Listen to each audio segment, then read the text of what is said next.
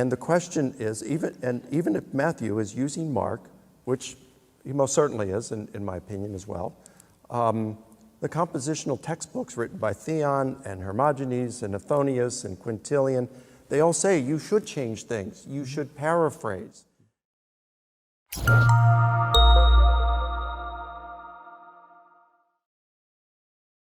Do the Gospels contain eyewitness testimony? Oh, I would say yes. And I'd say yes, definitely. I would especially say that would be the case with Mark and John. Mark, let's go with Mark here because almost everyone agrees that's the first gospel that have been written. So we've got Papias, a guy named Papias, and both Irenaeus and Eusebius say that Papias was affiliated with one of the apostles, whether it was John, the son of Zebedee, or a minor disciple named John the Elder, of course, is disputed. But he was affiliated with one of Jesus' disciples. In fact, in his Chronicon, you have Eusebius putting Papias, Polycarp, Clement, Clement, with the Apostle John right after the 219th Olympiad and right before the 220th Olympiad. And the 220th Olympiad was the year 101. So he says Nerva he served for a year and a few months, and then he died. And then I think it was Trajan that took over, and he served, I think it was for 19 years. And it was during Nerva's time that John, the son of Zebedee, was released from exile. And then he says that his successors, the apostolic successors or John's disciples would have been like Papias and Polycarp, and you name some of these folks. So Eusebius seems to be putting Papias before the year 101. Now, whether Papias wrote his interpretations of his 5 volumes of the interpretations of Jesus' discourses, we don't know. It could have been a couple decades later. But he would have gotten his information from this disciple of Jesus during the first century. And Papias says that Papias said that this disciple of Jesus told him that Mark got his information from Peter. And he wrote down what he remembered Peter saying.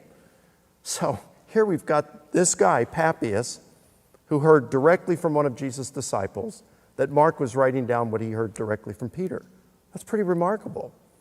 And then the majority of scholars today, Johannine specialists, do agree that John, even though they don't think it was John the son of Zebedee, there are a few of us who do, but even though they don't think it was John the son of Zebedee, they do think that the author of John's gospel was either one of Jesus' minor disciples or that the author used one of Jesus' disciples, perhaps John the son of Zebedee, or a minor disciple, as one of their primary sources behind that gospel. So, yeah, we've got some good evidence that there's some eyewitness testimony in the Gospels. All right, let's start with a no, and then qualify it. First of all, we say the 4 Gospels, and I say it too.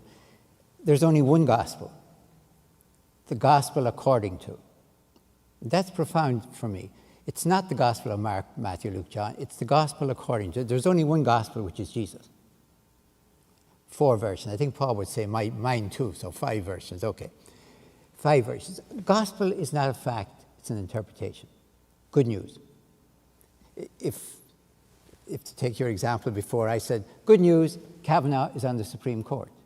Fair enough. I have a fact, he is, and I have an interpretation. Doesn't mean it's wrong, but somebody else could say, bad news, he's on it. Those are the 2 interpretations of a fact. So gospel is an interpretation. Now, if I looked at Matthew, Mark, Luke, and John from scratch and knew nothing about it, my first wouldn't be, these must be 4 eyewitnesses trying to tell, what happened. And look, they come up kind of pretty much with the same general structure. So, yeah, these must be 4 eyewitnesses. But then when I actually study it, and now as an heir of 100 years of study, I find out, no, Mark is copied by Matthew and Luke. But I thought Matthew was supposed to be the one who was there. And he has no trouble changing Mark. with a certain consistency, not just at random. Ditto from Luke. So if I put them in parallel columns and read them that way, I have to face this. Now, I don't think that's any way to write the gospel. I think there should be only one version in there. But Tatian and Martian in the 2nd century thought that too. They should be all collapsed into one, or get rid of them all and keep only one. He wanted Luke. So it is a weird thing that we only have one Jesus, but have 4 interpretations of Jesus, all of which are good news. So I'm kind of stuck with that. I don't think it's any way to write a gospel, to be honest with you.